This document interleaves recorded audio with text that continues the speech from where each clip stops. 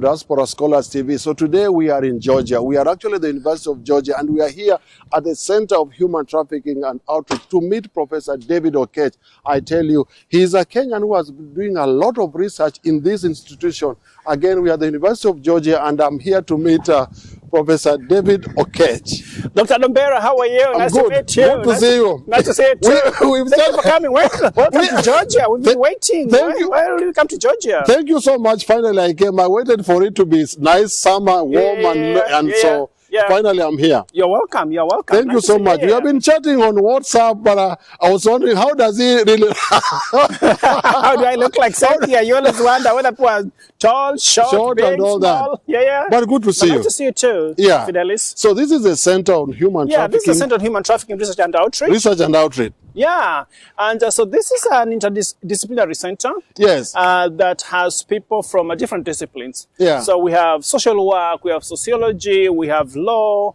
we have economics, we have statistics, we have international affairs, and also we are kind of international, right? Yes. So the Center on Human Trafficking Research and Outreach is a collaboration between the University of Georgia, here, of course, we're here, and the University of Liverpool in the UK. Oh, really? Yes, and our work basically is to use data to inform policies and programs. Excellent. We want our work to be scientific because, you know, human trafficking can be a very, it is a topic that can really, make people really feel it. You know, it is something that really can make people be a little bit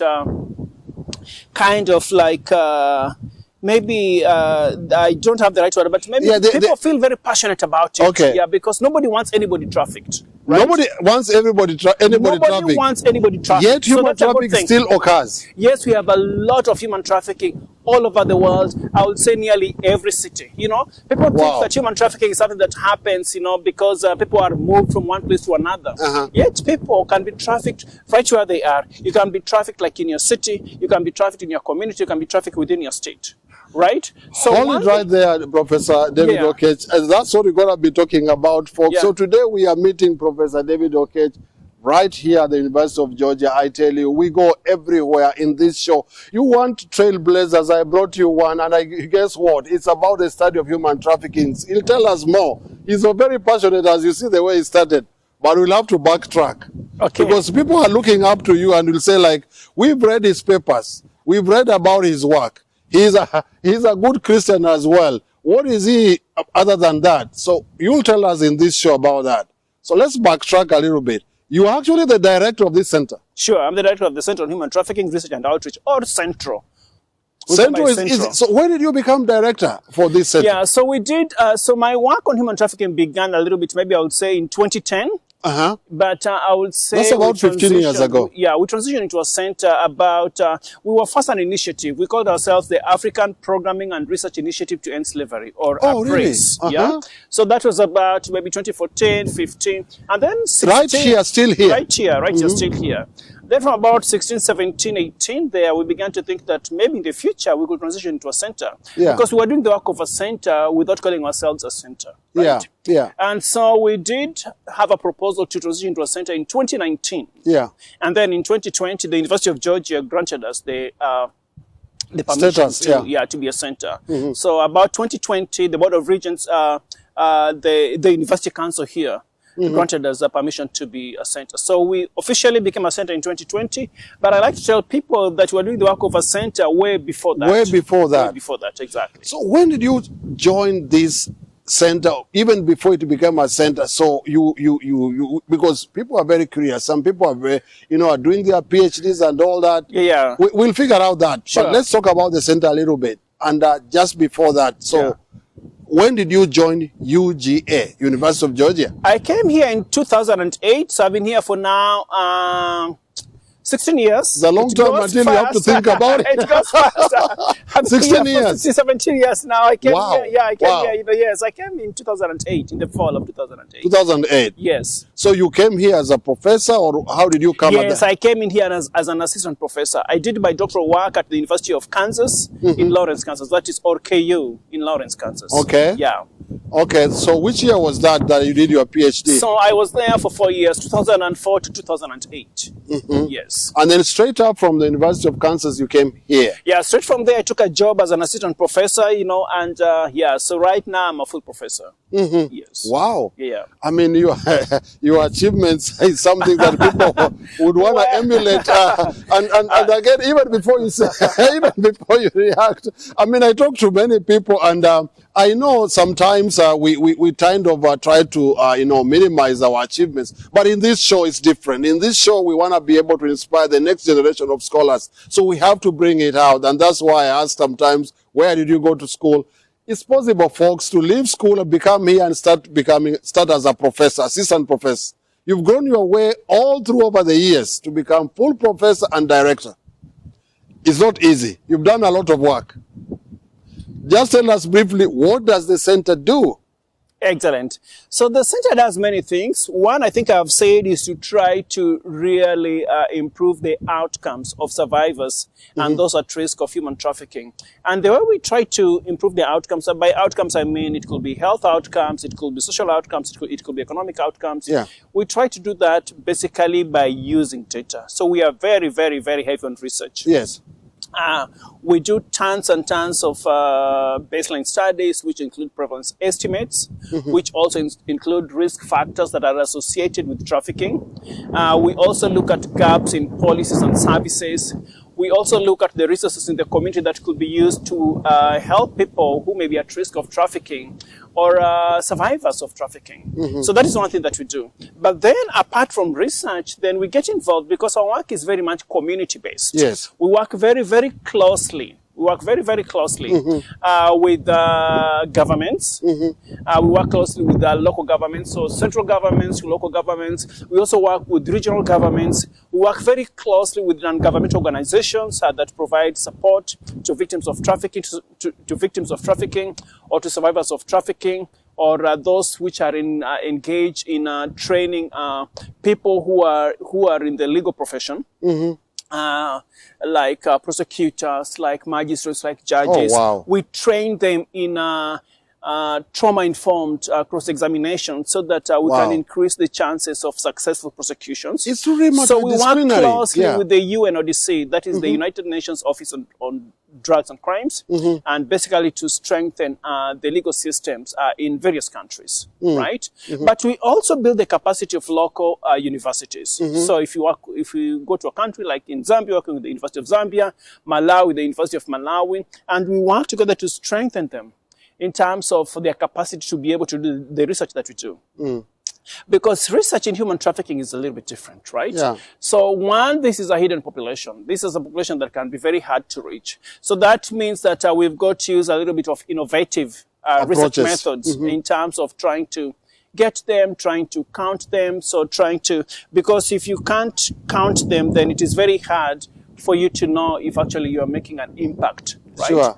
So as I said, we do strong baseline studies. We also do endline studies. But in between the baseline and endline studies, we do very, very, very strong programming. And as I've said, our program includes governments, local governments, community-based organizations, NGOs, and also organizations like the United Nations. So that is just one. But also we have been involved with in a lot of work in trying to build the science of prevalence estimation. Yeah. And this particular work is called the Prevalence Reduction Innovation Forum. This was a huge project. I think the biggest project in the whole world in terms of building the prevalence of the science of prevalence estimation in human trafficking. Yeah.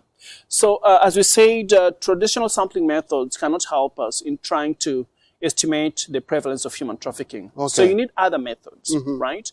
So the prevalence... Because this is a kind of a trade that is hidden in a lot of secrecy and all that, right? Exactly. And so because we are saying that, victims of human trafficking are not randomly or normally distributed in society, right? So maybe they congregate at a particular time, at a particular place. Yeah. So it's hard to find them. So you need other methods in terms of trying to find them. Yeah. Recruit them, and find them and estimate their prevalence, depending on the target population. So for example... You do this even in... I heard you mention about Zambia, and I also saw you have a lot of work going on in Africa. Yes, yes. A lot of our work has been in West Africa, actually. So we began in working... So my work began in Ghana. I began working in Ghana, and in Ghana, I was mostly dealing with youth and young adults, specifically women. They are called kayeyes. They are street porters. Okay, in Ghana. And what happens is that these kayeyes in the streets of Ghana, these are mostly girls from the north who come to Accra in search of jobs. Because as we all know, unemployment is a big thing, and our youth in all of Africa are just really struggling to find employment, right? So they come to the city, and they're street porters. They carry things for people. Okay, in this place that is called Agoblogloshi. Agoblogloshi. Yes, is it very far from Accra? It's not very far from Accra. I mean, from the center of Accra, maybe it is, I would say, maybe 25 minutes, 30 minutes because of the traffic jam. And for my friends in Ghana, I hope I'm saying it correctly. If I'm not saying it correctly, please, people from Ghana, 80 cent, please forgive me. However, 80 cent. 80 cent means sorry. No, 80 cent means hello. Okay, in Chui. In Chui. Wow, wonderful. So I hope I'm saying it correctly. But what happens with these guys is that people would ask them to carry things for them, very heavy things. It could be like 20 pounds, 30 pounds, from point A to point B, and promise like $1 or $2. But when they reach point B, they'll only give them like 50 cents or 25 cents. So that is exploitation. But they also had other issues like, their living conditions and all that. So I worked with an organization there. So how is that trafficking? So how is that trafficking? So basically, trafficking has three main elements.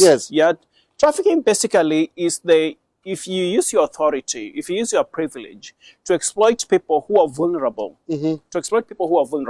right? And you can use means like, you can lie to them. You can also use force. You can deceive them and say, for example, that I do have something for you. I have a work for you. And I'm going to give you this work, and this is what I'm going to pay you.